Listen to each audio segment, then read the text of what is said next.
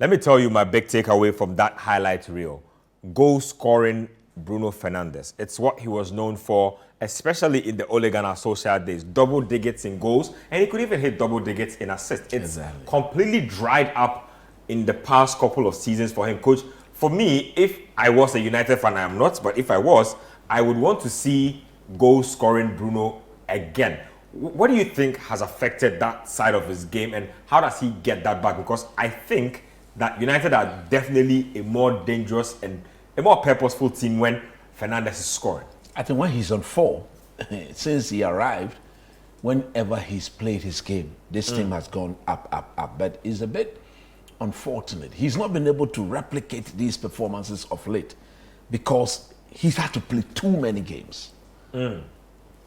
Manchester United as a team has not been that good. So for every coach that comes to the team, it becomes practically impossible if you want to give him a rest. Because it looks like without him, there's no forward-thinking player in the team. That is why people say he tends to give the ball away so many times. Because he wants to play a lot of forward anytime passes. he picks the ball, he's looking for the pass. There are times where he's been a bit frustrated because the pass is not there, yet still he's forcing it. There are times where one of the biggest criticism of the player that he doesn't take care of the ball that well. Because even it's not all the time that you want to go those Hollywood passes. That time we just play it simple. But look, I listened to him when Erik ten Hag was sacked, and he did say that he called Erik ten Hag personally and virtually apologized to the manager. He believes that he's one of those players who's let him down for giving him the captaincy. He's not replicated his usual form.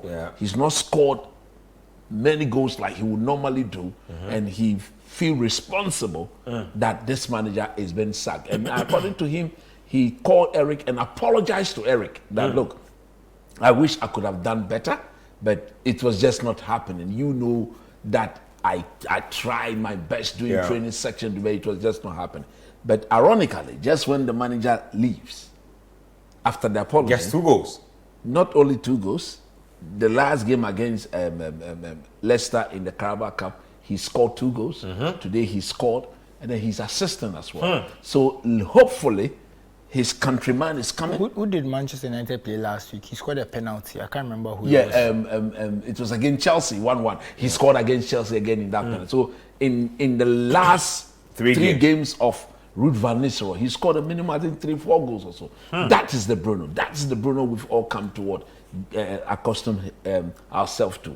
With his Portuguese counterpart coming to coach the team, Amorim can look at this and say, look, if I can get this guy, if I can get this guy playing to his very best, per my system, I think I can do something wonderful with this team. So look, good performance, good win. What a way to say goodbye to a legend of the club, Ruud van Nistelrooy. He's opened the door that come one day, as at when the team sees it prudent, that he comes back. He is a job that he always want to come back and do. But it was a good performance, and they needed I just want to add one little thing. So before, when Erik ten Hag was coach, before his penalty against Chelsea, Bruno was the player with the highest XG in the league who hadn't scored. That's right. So you could see that the chances were coming. And this is a guy who we know usually scores a lot of goals. But it just wasn't happening for him. I feel the whole, I said this before, and I'll say it again, I feel like the whole thing around Ten Hag and things, it was affecting the players psychologically. Because clearly they feel like there's a kind of,